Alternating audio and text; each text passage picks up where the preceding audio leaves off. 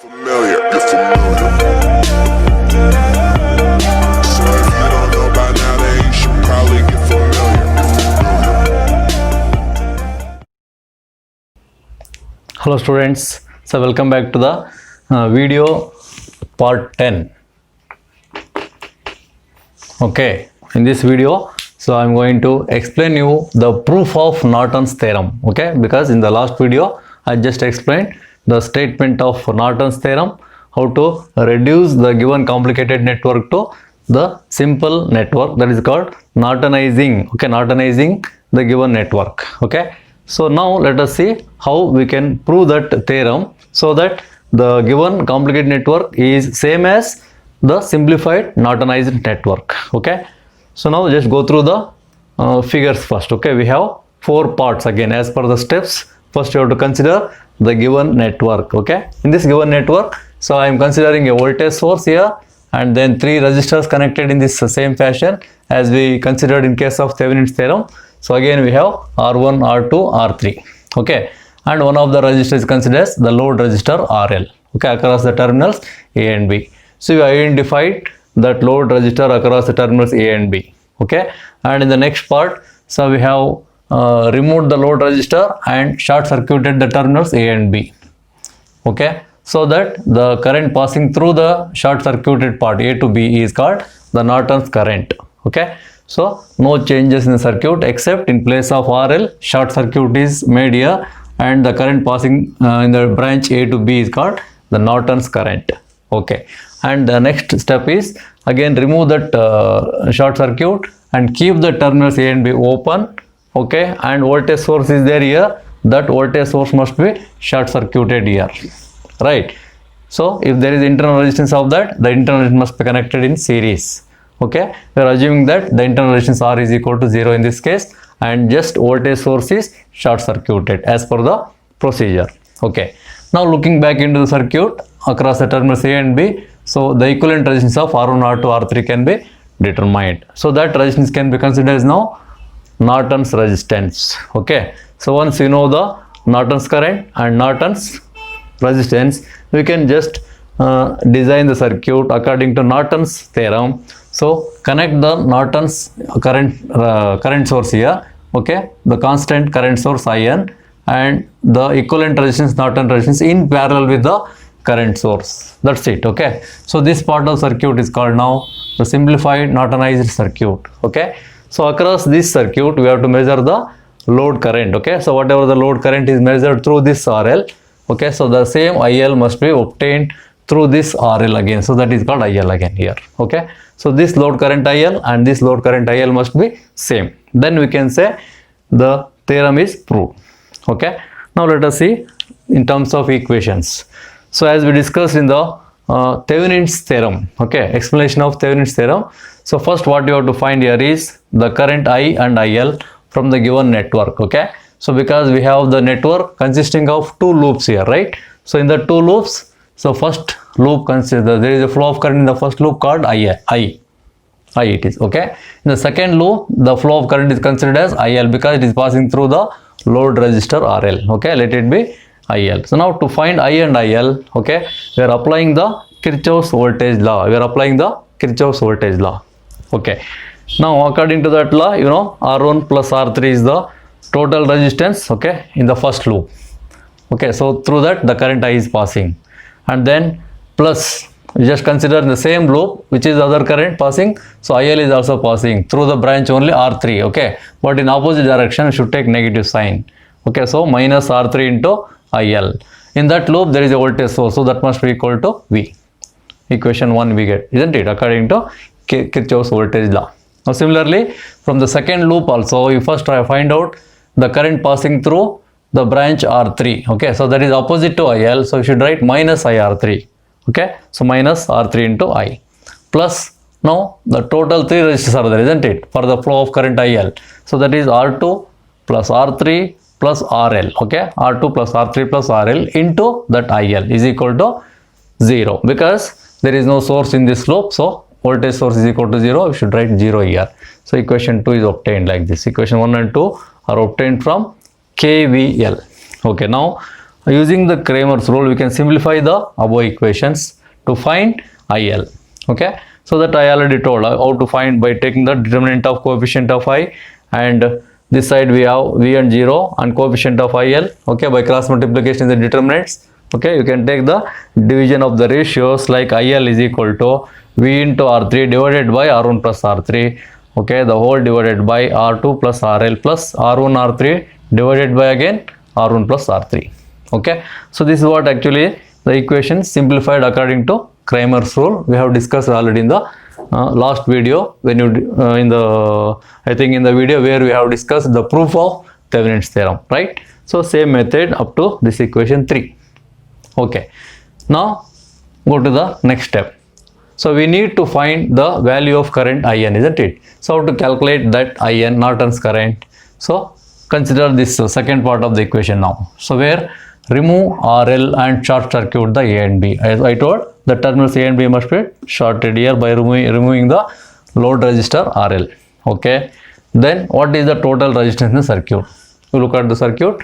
So we have the total resistance as, okay, R1 is here this side. So okay, whereas when it is shorted the terminals A and B, so this R2 and R3 will become parallel to each other, isn't it? So you write R2 parallel with R3. Okay, so for this combination of R2 R3 parallel, R1 becomes series, so it should be added here. Okay, then so simplify it. R1 plus R2 R3 parallel resistance equivalent is R2 R3 divided by R2 plus R3. Okay, you will get the equation 4. So that is called total resistance in the circuit. Now once you know the total resistance circuit, so what is the current called total current? Okay, so the total current obtained from the source, here it is. Okay, IT I will write, IT. Total current obtained from the source is equal to now, so total source, so I mean total EMF from the source V divided by total resistance in circuit. Okay, that is called Ohm's law. Okay, so IT is equal to V divided by RT. Clear? IT is called total current. Okay, V is the EMF from the source divided by total resistance circuit is given by equation 4, that is RT.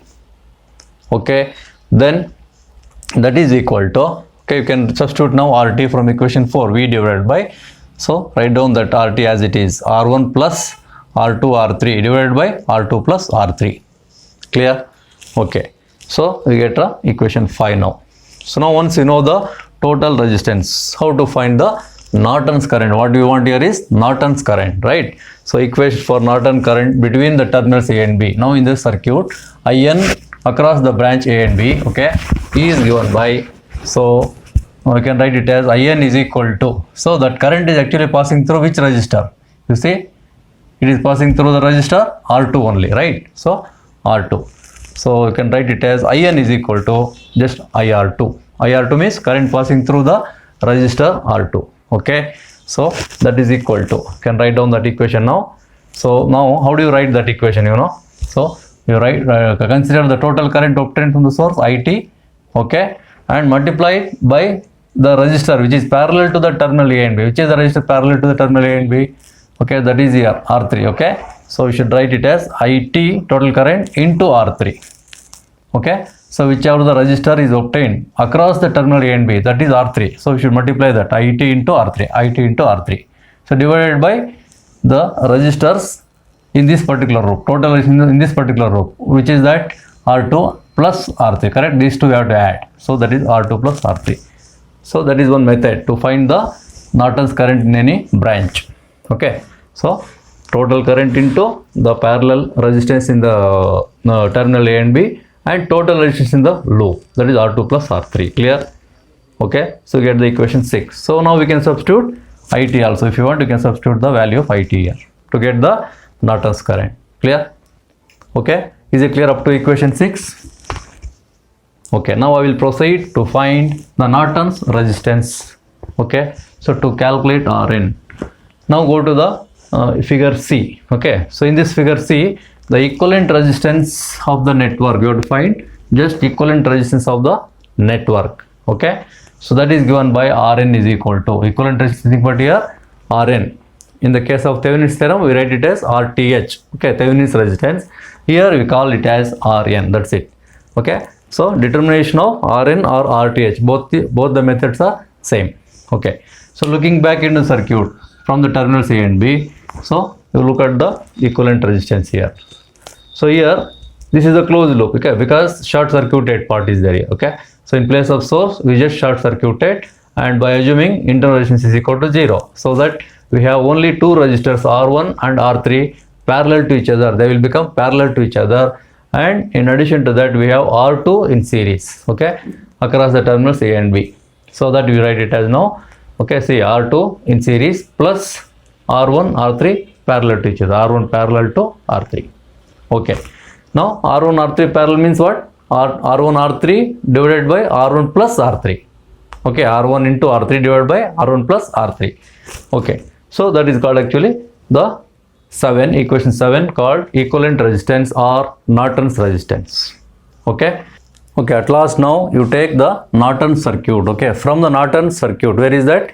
That is in the figure D, okay. In the figure D, so how do you find the load current? So that is called IL. So passing through the RL, because RL is connected back after all this procedure. So this RL is again connected back across the terminals A and B, right? So what is the current passing through that RL, which is called IL, okay. So IL equation is obtained now. So by the same method, okay, how you determined here the Norton's current? So we are multiplying the current, okay, obtained from the source, that is IT. In this case, that is IN, okay, obtained from the current source, okay, IN. So multiply to which resistor? So parallel across A and B, which is the resistor which is parallel to A across terminals A and B, that is RN, okay.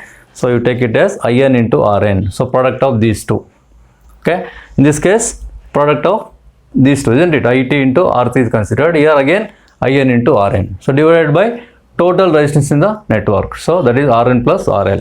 So RN plus RL, okay.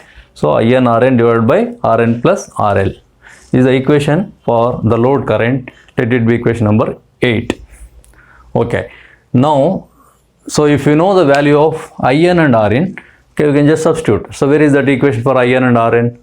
Equation 6 will give you the equation for Norton's current, okay. You can substitute that IN, and similarly equation 7 will give you the equation for RN, okay. So by substituting IN and RN from equation 6 and 7, okay, where in equation 8, so finally we can prove that, okay. So finally what we get the equation after substituting and simplifying, you know, so that equation 8 and equation 3. So this equation 3 is obtained directly from the given complicated network, okay, by applying Kramer's rule and Kirchhoff's voltage law, etc. So we got the equation like this, you know, from equation.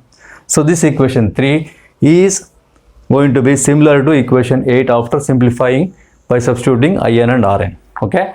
So that we can prove that. So equation 3 and 8 are similar. Hence, so Norton's theorem is proved, okay. So once we are able to equate equation 3 and 8 are similar, then we can say that finally the Norton's theorem is proved. That's it, okay. So then I will discuss the next theorem in the next video, okay. See you in the next video.